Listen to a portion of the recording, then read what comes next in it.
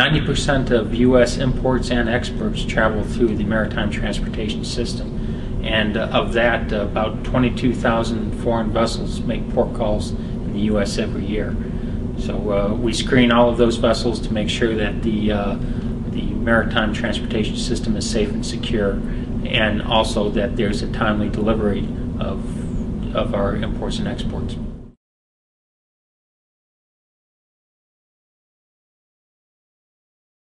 Okay, a synchronized layer of defense means that we want to address, identify, and act on threats as far from our borders as possible.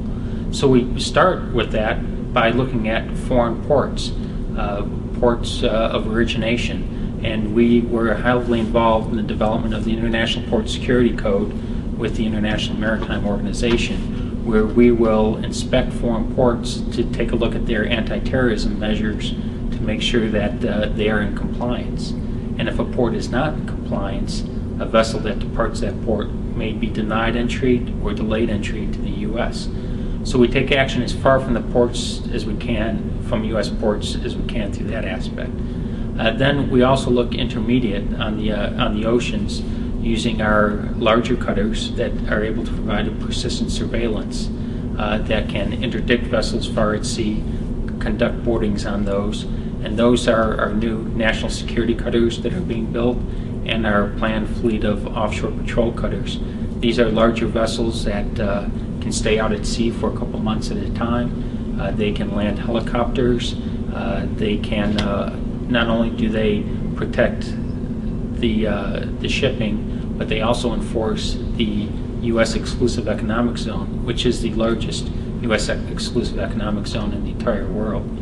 And then, of course, closer into home, we have our shore-based forces, our small boats, our boarding teams, that when a vessel comes into port, we can go on board, inspect them, make sure that they come in safely. So that's a synchronized layer of defense, starting far from our shores, the port of origination, the global commons that is known as the oceans, and then our ports. And they come in.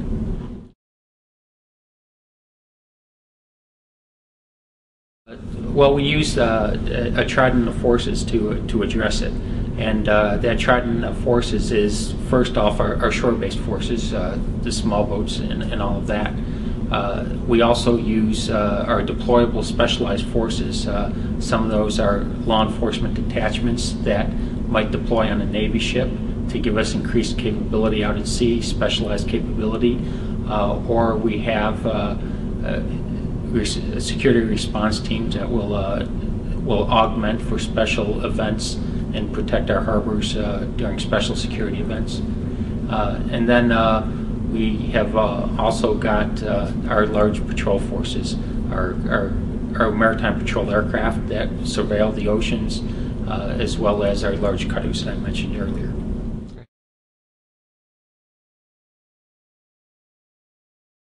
Well, when we talk safety and security, a lot of people think drugs coming in, which certainly is one of those threats, or illegal migration, which is quite substantial, particularly along the southwest border or South Florida area with Cubans and Haitians attempting to get to the United States.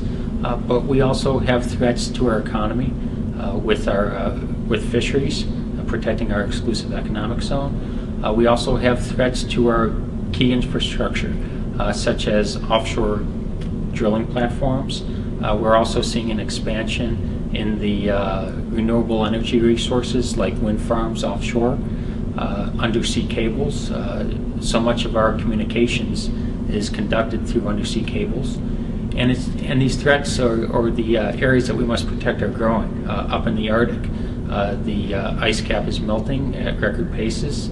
This year has seen the greatest amount of ice recession that we have seen since we've been recording that information. And there is oil drilling going on up off the North Slope now, and fisheries are expanding up off Alaska as well. So the threats are to our economy, to our safety and our security. The Coast Guard protects the sea from the people from the sea, and the sea itself. And all of those are threats because our lives depend on the sea.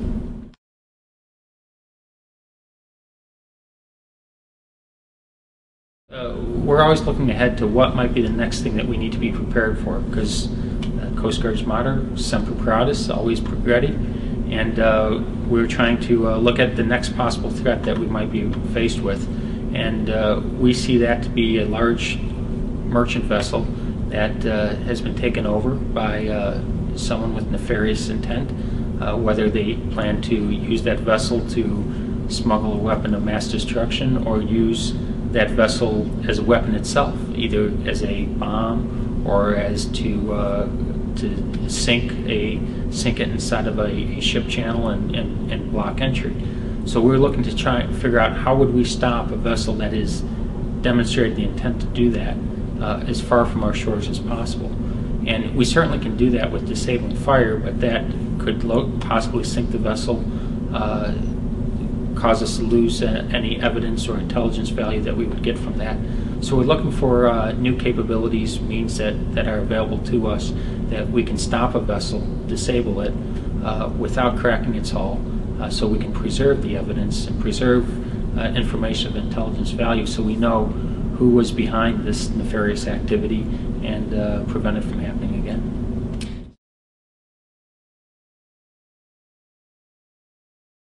We've interdicted last fiscal year over 205,000 tons of illicit drugs that were destined to the United States. In our screening processes of the vessels, we've identified 275 people that have got past history of connection with terrorist organizations or illicit activity that is of interest that were identified in the vessel screen coming to the U.S.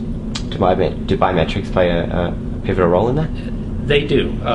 The screening of individuals oftentimes are identified by comparison of crew lists to national and law enforcement intelligence databases, and to some extent biometrics have played a role in it as well.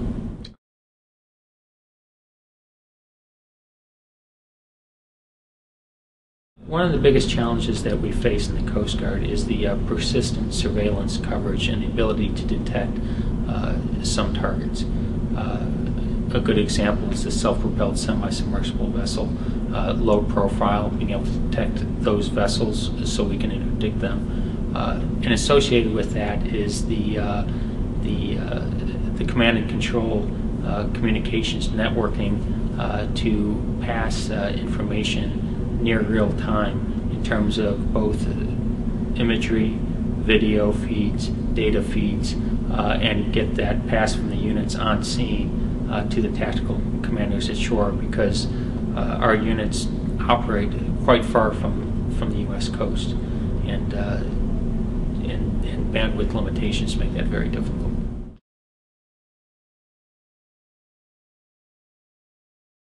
Oh, this has been extremely valuable. This expo has been extremely valuable to me, just in terms of sharing the information, understanding what industry is working on and how it relates to our requirements and needs.